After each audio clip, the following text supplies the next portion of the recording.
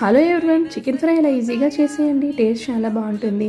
ముందుగా చికెన్ బాగా వాష్ చేసుకుని ఉప్పు, పసుపు, కారం, 1 స్పూన్ ఆయిల్ వేసుకొని బాగా కలుపుకొని ఒక హాఫ్ అన్ అవర్ పక్కన పెట్టుకోవాలి. స్టవ్ పైన ఆయిల్ వేసుకొని ఆయిల్ హీట్ అయ్యాక జీరా, వెల్లుల్లి, ఆనియన్స్, పచ్చిమిర్చి వేసి ఫ్రై చేసుకొని అల్లం వెల్లుల్లి పేస్ట్ వేసుకొని పచ్చివాసన పోయేంత వరకు ఫ్రై చేసుకోవాలి.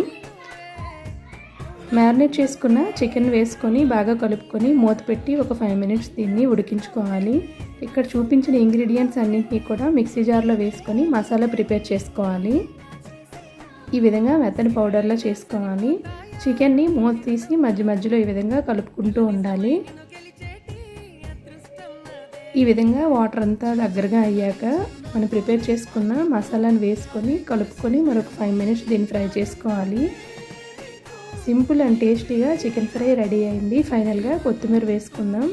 ట్రై చేసి చూడండి, టేస్ట్ చాలా బాగుంటుంది.